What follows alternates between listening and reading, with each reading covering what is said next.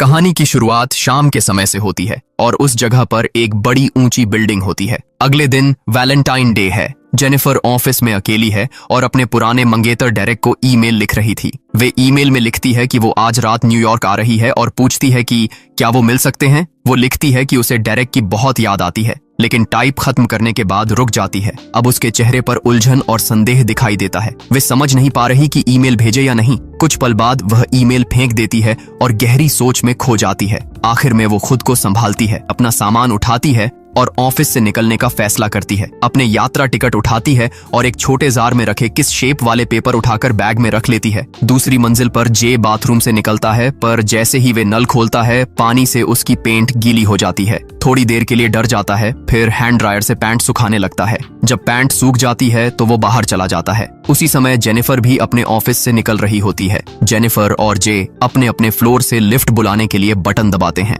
Jennifer 49वीं मंजिल से lift में प्रवेश करती है, जो अभी भी गहरी सोच में डूबी हुई थी। दूसरी मंजिल पर जे मोबाइल में नेटवर्क ढूंढ रहा होता है, तभी लिफ्ट वहां पहुंच जाती है। वह उससे थोड़ा दूर है, इसलिए वह आवाज लगाता है और लिफ्ट को रोकने के लिए कहता है। जेनिफर लिफ्ट का दरवाजा खुला रखती है और जे जल्दी से अंदर आ जाता है। जे उसे थैंक यू कहता है और बेसमेंट का बटन दबाता है। जे उसके वैलेंटाइन डिजाइन वाले बैग को देखकर हंसी मजाक करता है कि गिफ्ट लाने की क्या जरूरत थी। जेनिफर उसकी शराब की बोतल देखकर हंसती है और कहती है कि कम से कम तुम ड्रिंक लेकर तो आए हो। जे बताता है कि उसने अभी एक बिजनेस डील पूरी की है और यह बोतल सेलिब्रेशन के लिए है। जे खुद पर हंसता है और जेनिफर भी मुस्कुरा देती है। लिफ्ट नीचे जा रही होती है, तभी जे दीवार पर बने अजीब से चित्र को देखता है। जे मजाक में कहता है कि यह किसी ऐसे व्यक्ति ने बनाया होगा जो गंभीर समस्याओं से जूझ रहा था। जेनिफर भी मानती है और कहती है, हाँ बिल्कुल ऐसा ही लगता है। अचानक लिफ्ट रुक जाती है। जेनिफर घबराकर पूछती है कि क्या लिफ्ट फंस गई है। जे आपातकालीन बटन दबाता है, लेकिन कोई जवाब नहीं आता है। जेनिफर घड़ी देखती रहती है क्योंकि उसे फ्लाइट पकड़नी थी। जे से कहती है कि अलार्म बटन दबाओ। जय दबाता है, लेकिन कुछ नहीं होता है। जे कहता है बिजली गई होगी, पर जेनिफर बताती है कि ऐसा नहीं है क्योंकि लाइट और टीवी चल रहे हैं। लिफ्ट के अंदर स्क्रीन पर एक होटल का एड चल रहा था। वो दरवाजे जबरदस्ती खोलने की कोशिश करता है, पर कोई असर नहीं होता है। वो सिक्योरिटी कैमरे में हाथ हिलाकर मदद मांगते हैं, लेकिन कोई जवाब नहीं आता है। जेनिफर अपना फोन निकालती है, पर फोन में सिग्नल नहीं आता है। जे बताता है कि यहाँ नेटवर्क नहीं पहुंच पाएगा। वो कहता है कि थोड़ी देर इंतजार करते हैं, कोई तो लिफ्ट ठीक करने आएगा। जेनिफर परेशान होकर कहती है कि वो यहाँ फंसी नहीं रह सकती है। वो बार बार कैमरे की ओर देखती है, उम्मीद में कि कोई तो देखेगा। जे धीरे से पूछता है, तुम ठीक हो? वो कहती है, हाँ बस मुझे फ्लाइट समय पर पकड़नी है। जे पूछता है कि क्या उसे बंद जगह से डर लगता है। वो कहती है नहीं, और उसे पूछती है, तुम्हें डर लगता है क्या? जे बात को हल्का करने के लिए पूछता है कि वो कौन से फ्लोर पर काम करती है। जेनिफर बताती है कि वो 49वीं मंजिल पर जनसंपर्क विभाग में काम करती है।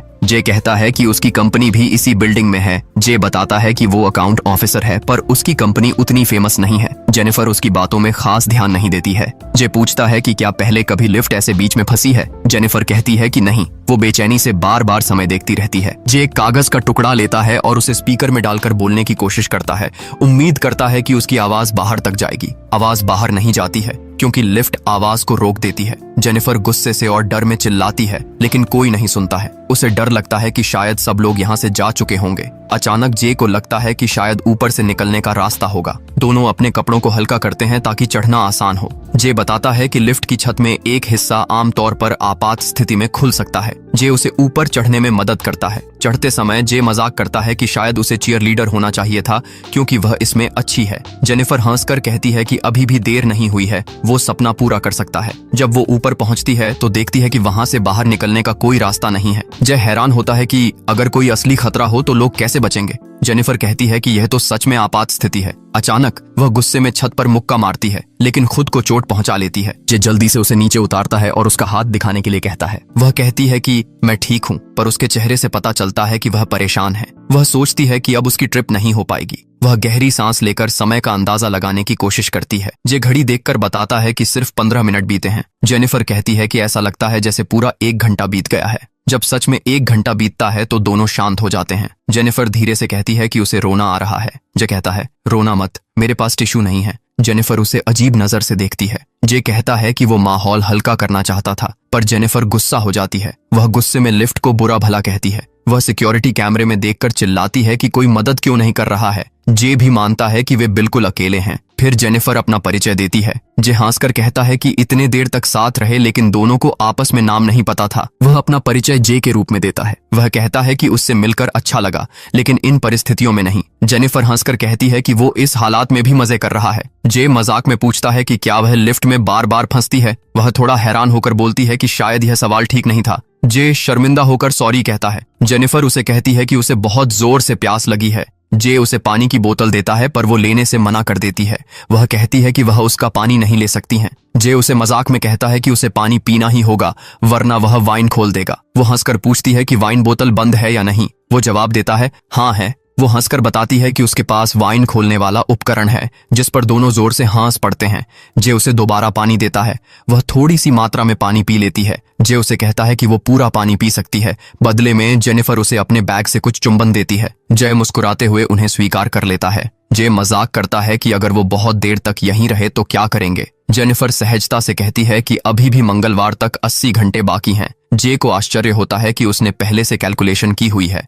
जेनिफर हंसते हुए कहती है कि ज्यादा मजाक मत करो वरना पेशाब आ जाएगी। अब उसे सच में पेशाब लग जाता है लेकिन पेशाब करने की जगह नहीं थी। जे कहता है कि वो कुछ नहीं कर सकता और बताता है कि वे 4 घंटे से यहाँ फंसे हुए हैं। वो मजाक में कहता है कि शायद उसे पेशाब यही करना पड़े। वो कहती है कि वो शर्मिली है और सबके सामने ऐसा नहीं कर सकती है। जे उसे प्राइवेसी देने को तैयार होता है। वो कहता है कि वो खुद तय करे कि पेशाब कहाँ करना है। जेनिफर गुस्सा हो जाती है और पूछती है कि उसे वो जगह कौन देगा। जे कहता है तुम एक कोने में रहो मैं दूसरे में चला जाऊंगा। वह उसे अपना कोट भी देता है ताकि उसके कपड़े सुरक्षित रहें। वो साफ मना करती है कि वो कोट में पेशाब नहीं करेगी। जे उसे सुझाव देता है कि खाली थर्मस में पेशाब कर ले। जेनिफर इसके लिए तैयार हो जाती है। वो कहती है कि वो कुछ न देखे और गाना गाए ताकि उसे शर्म ना आए। जेनिफर थर्मस में पेशाब करना शुरू कर देती है। जे कहता है कि वो कल्पना करे कि वो घर के बाथरूम में है। अंत में वह पेशाब कर लेती है और राहत महसूस करती है। वह कहती है कि यह बहुत शर्मनाक था लेकिन जय कहता है कि यह बिल्कुल भी शर्मनाक नहीं था क्योंकि वे दोनों एक साथ फंसे हुए हैं।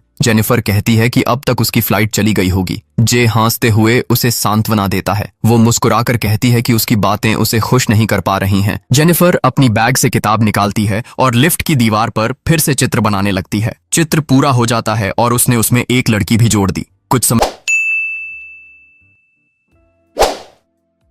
बाद जेनिफर हंसते हुए कहती है कि जे लिफ्ट में अच्छा साथी हो सकता है। फिर वह जे से पूछती है कि क्या वह शादीशुदा है या उसकी कोई गर्लफ्रेंड है। जय तुरंत सवाल को टाल देता है और कहता है कि वह अकेला है और अक्सर काम के लिए देर से आता है इसलिए लोग सोचते हैं कि आज भी देर से आएगा। जेनिफर भी अपने बारे में यही बताती है। जे पूछता है कि जेनिफर किससे मिलने वाली थी और उड़ान पर जाने की उम्मीद उसे खुश कर देगी। जेनिफर कहती है कि ऐसा कुछ नहीं था, बस एक लंबी और जटिल कहानी थी जिसमें वह किसी को सरप्राइज देना चाहती थी। वह नहीं चाहती थी कि उस व्यक्ति को पता चले और शायद वह भी उसे वहां नहीं देखना चाहता था, इसलिए जेनिफर बहुत दुखी हो जाती है। जे अपनी वाइन की बोतल खोलता है और कहता कि शायद अब इसे पीने का सही समय है। वह सोचता है कि यही सही समय है और दूसरी बोतल वह किसी को उपहार में देना चाहता था। जे कहता है कि वे दोनों पहले से ही दुखी हैं और जेनिफर को वाइन देता है। जेनिफर वाइन पीती है और कहती है कि यह खराब नहीं है। वह पूछती है कि क्या वे जश्न मना रहे हैं। जे कहता है कि फिलहाल जश्न का कोई कारण नहीं है लेकिन फिर भी पिएंगे। थोड़ी देर बाद वे एक दूसरे की ड्राइंग बनाने लगते हैं। बाहर मौसम खराब होता है और लिफ्ट की लाइट थोड़ी सी झपकने लगती है। दोनों डर जाते हैं और पूछते हैं कि क्या हुआ है। जे समय देखता है और जेनिफर जानना चाहती है कि समय क्या हुआ है। जे कहता है कि अब शनिवार की रात 1 बजे है और अंततः वीकेंड शुरू हो गया है। जेनिफर कहती है कि उन्हें इसका जश्न मनाना चाहिए। जे कहता है कि चिंता मत करो, वे सुरक्षित बाहर निकल जाएंगे। जेनिफर मान जाती है। जेनिफर पूछती है कि क्या वह अब सच में ईमानदार हो सकता है। जे कहता है कि पहले वह पूरी तरह ईमानदार नहीं था लेकिन अब सच बोलना चाहता है। वह बताता है कि उसने पहले जेनिफर को देखा था लेकिन स्थिति की वजह से वह नहीं चाहता था कि वह असहज महसूस करे या ऐसा सोचें कि वह उसे फॉलो कर रहा है। जेनिफर पूछती है कि उसने उसे कितनी बार और कहां देखा था। जे कहता है कि उसने उसे ज्यादातर लॉबी और गैलरी में देखा क्योंकि दोनों एक ही बिल्डिंग में काम करते हैं। वह आगे कहता है कि एक बार उसने जेनिफर को देखा भी था। जे सोचता है कि जेनिफर अच्छी और पॉजिटिव है और उसे यह जानने का अधिकार है। जेनिफर कहती है कि यह अच्छी बात है और वह जे की ईमानदारी को पसंद करती है। फिर जे कहता है कि वह सच में अच्छी इंसान लगती है। इसके बाद जेनिफर उसे धन्यवाद कहती है। अंत में वे अपनी ड्राइंग एक दूसरे को दिखाते हैं। जेनिफर जे की ड्राइंग देखकर कहती है कि उसने वाकई बहुत अच्छा काम किया है। वह एक फोटो लेती है और कहती है कि अगर वे बच गए तो यह ड्राइंग अपने मोबाइल वॉलपेपर पर लगाएगी। जेनिफर कहती है कि उसे भूख लगी है और वह खाने की चीजों के नाम बताती है जिस कारण उनकी भूख ज्यादा बढ़ जाती है, इसलिए दोनों बात बदलने का फैसला करते हैं। जे पूछता है कि जेनिफर किस विषय पर बात करना चाहती है। जे फुटबॉल, सॉकर या कार के बारे में बात करने का सुझाव देता है, लेकिन जेनिफर हर विषय को मना कर देती है। जे अंतरंगता और रोबोट की बात करता है, जिससे जेनिफर हंस देती है। जेनिफर कहती है कि ठीक है, तो अंतरंगता के बारे में बात करते हैं। जे कहता है कि वह सिर्फ मजाक कर रहा था और माहौल हल्का करना चाहता था, लेकिन जेनिफर जिद करती है कि अगर बात करनी है तो इसी पर करें। जेनिफर अपना फोन निकालती है और रिकॉर्ड करने लगती है। जे थोड़ा असहज होता है, इसलिए जेनिफर पहले शुरू करती है। जेनिफर अपने स्कूल के दिनों की कहानी बताती है, जब वह थोड़े गंदे उपन्यास पढ़ती थी और पहले इसे स्वीकार करने में शर्म आती थी। जे फोन पकड़ता है और जेनिफर कैमरे पर कहानी सुनाना शुरू करती है। जेनिफर बताती है कि स्कूल में उसे और दोस्तों को उपन्यास पढ़ना पसंद था। शुरू में यह सामान्य था, लेकिन धीरे धीरे वह उन्हें पढ़कर उत्तेजित होने लगी। वह बताती है कि उसने पहले ऐसा कभी कुछ नहीं पढ़ा था। जे उन उपन्यासों की कुछ पंक्तियां सुनाना शुरू करता है, लेकिन जेनिफर उसे रोक देती है और कहती है कि वह इसमें बहुत अच्छा है। जेनिफर कहती है कि अब जे की कहानी सुनाने की बारी है, लेकिन जे कहता है कि उसके पास कोई कहानी नहीं है। जेनिफर मजाक में कहती है कि जे को कहानी बनानी चाहिए। जे आखिरकार एक नए प्रोजेक्ट के बारे में एक झूठी कहानी सुनाना शुरू कर देता है, जिस पर वह काम कर रहा है। कहानी में एक सुंदर लड़की है जिस पर वह आकर्षित है। वह असहाय महसूस करता है क्योंकि वे ऑफिस में हैं और कुछ खास नहीं हो रहा था। एक दिन ऑफिस वाले बाहर जाते हैं और शराब पीते हैं। लड़की शराब पीते हुए जे के पास आती है और उसकी कार में बैठ जाती है। जब वह गाड़ी चलाता है, लड़की पूछती है कि ग्लव बॉक्स क्यों खाली है। जे कहता है कि शायद वहां रखने के लिए कुछ नहीं बचा है। लड़की अपना अंडरगारमेंट्स ग्लव बॉक्स में रख देती है। जे असहज महसूस करता है, लेकिन जेनिफर कहती है कि कहानी जारी रखो। जे हिचकिचाता है, फिर कहता है कि वह उत्तेजित हो गया था, लेकिन किसी की गलती नहीं थी। वह दीवार की तरफ मुंह कर लेता है। जेनिफर पूछती है कि क्या जे सच बोल रहा है। जेनिफर अपना फोन रख देती है और फिर से पूछती है कि क्या वह सच में उत्तेजित हो गया था। फिर जे को एहसास होता है कि उसने एक सीमा पार कर ली है और तुरंत माफी मांगता है। जेनिफर कहती है कि वह ऐसा नहीं सोच रही थी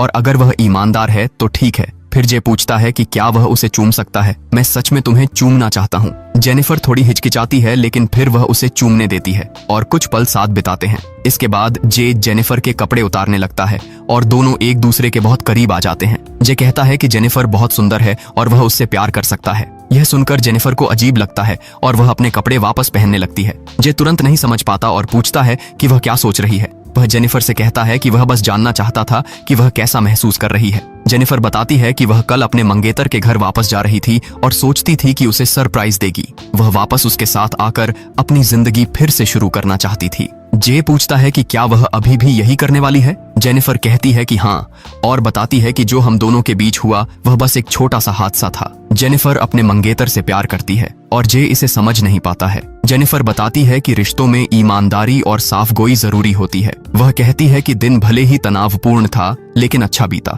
हर रिश्ते में ईमानदारी और जिम्मेदारी जरूरी है। जे पूछता है कि अगर हालात इतने बुरे हैं, खासकर जो हुआ उसके बाद, तो वह वापस क्यों जा रही है। जेनिफर कहती है कि यह उसका निजी मामला है और जे को इसमें दखल नहीं देना चाहिए। जे कहता है कि शायद जेनिफर सही है। वह वादा करता है कि बाहर जाने के बाद वह उसे डेट पर ले जाएगा। जेनिफर कहती है कि ऐसा नहीं होगा। वह अपने जीवन में आगे बढ़ रही है और सब कुछ पीछे छोड़ रही है। जे कहता है कि वे बाद में प्लान कर सकते हैं, जैसे कुछ भी हुआ ही न हो। जेनिफर कहती है कि जो हुआ वो हो चुका, यह अच्छा था, लेकिन अब कुछ नहीं बदलेगा। जेनिफर मजाक में कहती है कि अब उसके पास एक अजीब अंतरंग कहानी है जिसे वह दूसरों से साझा कर सकती है। जे नाराज दिखता है और अपने कपड़े वापस पहन लेता है। वह कहता है कि यह अजीब है कि वे एक छोटे से बॉक्स में फंसे हैं, लेकिन फिर भी मीलों दूर महसूस करते हैं। जेनिफर सोचती है कि उसका मतलब क्या है, लेकिन जय कहता है कि यह महत्व नहीं रखता, बस उसके साथ रहना जरूरी लगता है। वह स्वीकार करता है कि उसके अंदर कुछ है जो उसे सच बोलने पर मजबूर करता है। जे आखिरकार बताता है कि वह नया नहीं है, वो अकाउंटेंट नहीं है और उसका असली नाम जय भी नहीं है। जेनिफर डर जाती है और पूछती है कि वह क्या कह रहा है। वह कहता है कि जेनिफर का पूरा नाम जेनिफर रॉबिन्स है। जेनिफर ये सुनकर हैरान रह जाती हैं, क्योंकि उसने अपना उपनाम उसे नहीं बताया था। जेनिफर बहुत परेशान होती है और पूछती है कि उसे उसके बारे में इतनी निजी जानकारी कैसे पता है। फिर वे बताता है कि वह असल में एक सुरक्षा गार्ड है, एक सुरक्षा गार्ड जो उस पर हर दिन नजर रखता था। वह कहता है कि गार्ड सब कुछ देखते हैं, वे सबके आने से पहले भी वहां मौजूद रहते हैं और सबके जाने के बाद भी वहां मौजूद रहते हैं। वे सब कुछ देखते हैं, वे छोटी छोटी चीजों पर भी ध्यान देते हैं, लेकिन कोई उन्हें कभी नहीं देखता है, कोई भी उन पर ध्यान नहीं देता है। वह कहता है कि वह एक भूत की तरह है, दुनिया के लिए अदृश्य है। वह अकेले काम करता है जिसे कोई नहीं देखता है और यह काम सालों से करता आ रहा है। वह रोज लोगों को देखता है बिना किसी को पता चले। फिर एक दिन उसने जेनिफर को देखा और सब कुछ बदल गया। वह स्वीकार करता है कि वह जेनिफर को अच्छे से जानता है और उसे लंबे समय से देख रहा था। वह जानता है कि जेनिफर हमेशा 9 बजे आती है और कभी कभी शाम 7 से 8 बजे तक रुकती है। वह जेनिफर को उसकी कुछ फोटो दिखाता है जो उसने फोन में सेव की थी। एक फोटो आज सुबह ली थी जब वह लिफ्ट के बाहर थी। जेनिफर डर और विश्वास न होने की हालत में उसे देख रही थी। वह कहता है कि उसने उसकी हर हरकत पर ध्यान दिया है और उसने कभी उसकी तरफ देखा तक नहीं। उसने एक बार भी उसे स्वीकार नहीं किया। जे कहता है कि शायद यह सिर्फ जानने की बात नहीं थी बल्कि किस्मत जैसी कोई चीज थी। वह बताता है कि इसलिए उसने सब कुछ पहले ही प्लान कर लिया था। पूरा सप्ताहांत, लिफ्ट में फंसना, यह सब उसकी योजना थी। इसका हर एक हिस्सा किसी न किसी वजह से किया गया था। वह कहता है कि यह सब कुछ जेनिफर के लिए किया था। वह अपनी जेब से चाबी निकालता है और कहता है कि अगर जेनिफर जाना चाहती है तो जा सकती है। वह कहता है कि लिफ्ट कभी टूटी नहीं थी, वह हमेशा जा सकती थी, लेकिन उसने उसे जाने नहीं दिया। अब वह जेनिफर को विकल्प दे रहा है। अगर वह चाहे तो चाबी लेकर जा सकती है। वह लिफ्ट का पैनल खोलता है और सिस्टम को अनलॉक करता है और कहता है कि अब वह जा सकती है। जेनिफर उसे घूरती है और समझती है कि वह उसे लंबे समय से लिफ्ट में बंद करके रखा हुआ है। वह पूछती है कि वह ऐसा कैसे कर सकता है। जय मानता है कि हाँ, वह पागल है। उसने सोचा वे जेनिफर को यहाँ कुछ समय के लिए रखेगा तो उसके साथ में कुछ अच्छा समय बिताएगा। जेनिफर गुस्से में उसकी कॉलर पकड़ती है और पूछती है कि वह कैसे सोच सकता है कि यह ठीक है। जेनिफर गुस्से में चिल्लाती है कि वह पुलिस को फोन करेगी और जे को उसके किए की सजा मिलेगी। जे, जो अब तक शांत दिख रहा था, अब उसके चेहरे पर डर और तनाव दिखने लगता है और वह कहता है कि वह जेल नहीं जा सकता है। डर और घबराहट में वह जल्दी से चाबी को घुमाता है जिससे लिफ्ट एक बार फिर बीच में ही रुक जाती है। लिफ्ट रुकने से जेनिफर बहुत डर जाती है।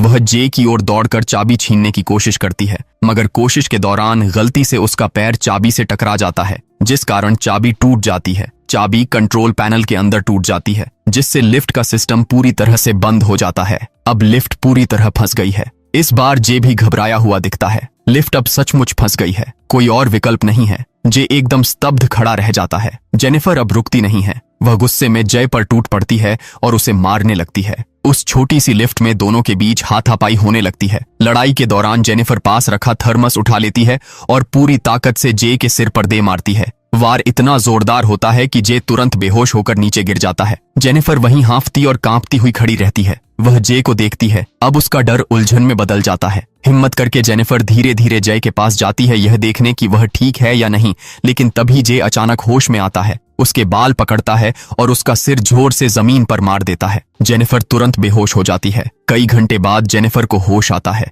उसका सिर बहुत दर्द कर रहा होता है और वह देखती है कि जे कोने में बैठा खुद से कुछ बोल रहा है, जैसे पागलों की तरह बड़बड़ा रहा हो। वह अब शांति से ऐसे बात कर रहा है जैसे कुछ हुआ ही न हो। वह जेनिफर से कहता है कि अगर किसी लड़की के करीब आना है तो उसके लिए सही जगह और माहौल होना चाहिए। वह कहता है कि ऐसी जगह चाहिए जहां उसे वक्त मिले और कोई चीज उसका ध्यान न भटकाए। इसलिए उसने ये सब किया, यानी लिफ्ट में फंसाना, ताकि दोनों अकेले रह सकें। जे को लगता है कि उनके बीच जो हुआ वो एक तरह से एक रिश्ता जैसा था, परफेक्ट और पूरा। वे मिले, उन्होंने बात की, एक दूसरे को जाना, उनके बीच शारीरिक संबंध बने, उनमें झगड़ा हुआ और उनका ब्रेकअप हो गया। यह सब कुछ सिर्फ एक वीकेंड में हुआ, एक ही लिफ्ट के अंदर घट गया। जेनिफर उससे कहती है कि वह इससे बच नहीं पाएगा, कोई न कोई जरूर आकर उन्हें ढूंढ लेगा। जे शांत स्वर में कहता है कि कोई नहीं आने वाला है। जेनिफर कहती है कि बाकी सिक्योरिटी गार्ड्स उन्हें देख लेंगे। जे बताता है कि पूरे वीकेंड में सिर्फ 3 गार्ड ड्यूटी पर थे।